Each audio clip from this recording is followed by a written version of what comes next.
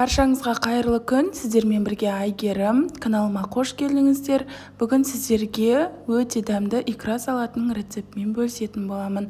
Міндетті түрде жасап көріңіздер, өте дәмді болып шығады. Және де видеоны өткізбей соңына дейін қарап, каналыма тіркеліп, жанында қоңырау белгісін басып қойыңыздар. Барлық керек заттарымызды алдын ала жуып, тазартып аламыз. Қызанақ, болгар бұрышы, баялды, сәбіз, сарымсақ, пияз қажет болады.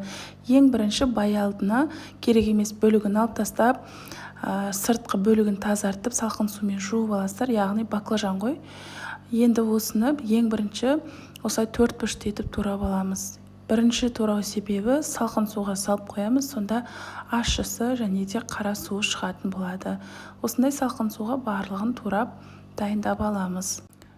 Міне көріп тұрғандарыңыздай судың бетінде осылай тұру керек. Үстінен бір ас қасық тұз салатын боламыз. Барлығын жақсылап араластырып қоямыз. Келесі кезекте болгар бұрышын дайындаймыз. Керек емес бөлігін алып тастаймыз, тазартып жуамыз. Ішіндегі дәндері қажет емес. Барлығын тазартып жуып аласыздар. Видеодағыдай 4 бөлікке етіп турайтын боламыз. Болгар бұрышының қып-қызыл осындай таза піскен түрін қолданыңыздар. Және де бізге сәбіз қажет болады. Сәбізді бұл жерде мұқият айта кетейін. Жіңішке және де 4 бөлікке етіп турайсыздар. Ірі көлемде турап қоймаңыздар, өйткені пісу уақыты ұзаққа созылып кетеді. Жіңішке осылай майда-майда етіп, ұсақтап 4 бөлікке етіп турағандарыңыз дұрыс. Және де барлығының мөлшерін төменге описание бөліміне жаза кететін боламын. Сол жерден қарап, көбейтіп, мысалы бұл жерде мен орташа көлемде жасап жатырмын. Өзіңіздің отбасыңызға байланысты көбейтіп жасауға болады. Келесі кезекте сарымсақ қажет болады. Бұл жерде мен бір бас сарымсақты қолдандым. Қалауыңыз бойынша осылай 4 бөлікті қиғаш етіп, ұсақтап турап барлығын дайындап аламыз.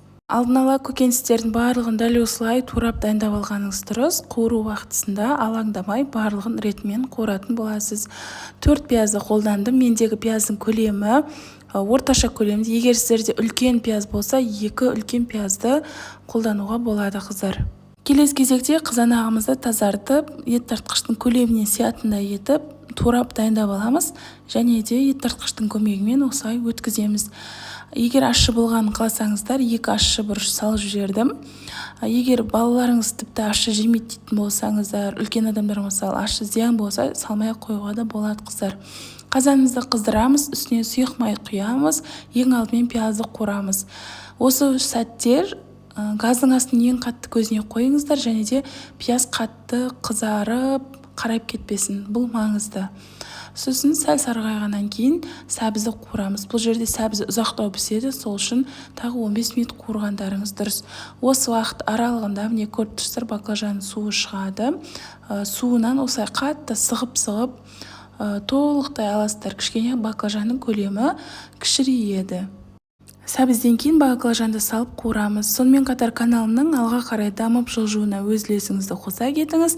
Видеоны лайк басып, төменде поделиться деген бөлім тұр, соны басып, WhatsApp желісінде чаттарға, группаларға, ағайын туыстарға, қыз-келіншектерге осы менің видеомды жіберіп қойыңыздар. Өте жақсы шығатын, сәтті шығатын рецепт жасап көрсеңіздер өкінбейсіздер. Баклажанды салып қуырамыз. Тағы да 10 минуттай қуырасыздар. Көріп тұрғандарыңыздай міне көлемі кішірейеді. Ұзақ қуырылғаннан кейін болгар бұрышын саламыз. Болгар бұрышын соңына салған себебі өйткені ол тез піседі. Араластырып жіберіп тағы 5 минут қана қуырасыздар. Міне осындай масса болып шығуы қажет. Болгар бұрышын 5 минут қуырасыздар. Одан кейін ғана жаңағы тартылған қызанақтың барлығын осының үстіне құйып қайнататын боласыздар. Сонымен қатар, құрметті оқырмандарым, бұл икра салатынан да бөлек каналымда өте күшті қыстық салаттардың рецепттері бар. Атылмайтын, кәдімгідей қайнатылмайтын чертополох томатының, тұздалған қиярдың, және де томат согындағы осындай осенний салат, қиярмен жабылатын салаттар барлығы бар. 2 ас қасық қостым. Егер тұзын көресіздер, салқындатып бір жерге жаңағы араластырып болған екен, пісер уақытысынан алдын салқындатып қойсаңыздар, тұзы білінеді. Бұл жерде 1 ас қасық қант қостым. Егер тұзы аз болып жатса, тағы да аздап тұзын көресіздер. Кішкене салқындатып қойсаңыздар, тұзы аз, кемі сол кезде білінеді азғантай бөлігін. Бұл жерде сарымсақ және де петрушка шөбін салдым. Укроп салуға болады, кинза салуға болады, ол өз қалауыңыз бойынша. Барлығын жақсылап осылай араластырамыз. Дәл осылай араластырып болғаннан кейін, міне көріп тұрсыздар, кішкене жан-жағы бұрқылдап қайнап жатыр. 25-30 минуттай толықтай қайнататын боламыз. Осы уақыт аралығында банкілерімізді тазартып, жуып, осындай мантоваркада мен стерилдеп аламын. Мантоварка бұндай жоқ болса, кәдімгі шәугімнің басына қойып бір-бірлеп булап алуға да болады. Міне көріп тұрғандарыңыздай, тұзын көрдім, кішкене тұзы аз болғандықтан тағы да бір ас қасық толтырмай тұз салдым. Барлығын жақсылап тағы да араластырамыз. Осымен тағы бір қайнатып алдым 5 минуттай, сонымен менде барлығы 30 минут қайнап шықты. Арасын міндетті түрде араластырып тұрыңыздар, қою массасы төменге түсіп кетеді.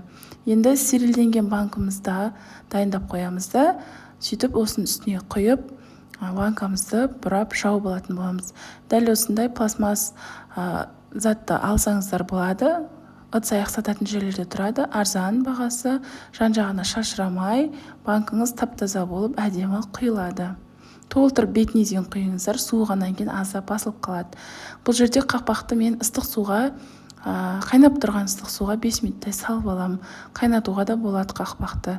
Дәл осы ретпен ыстықтай күйінде барлығына бірде құйып алып, қақпақтарын бәрін бірден бұрап жауып тастайтын боламын.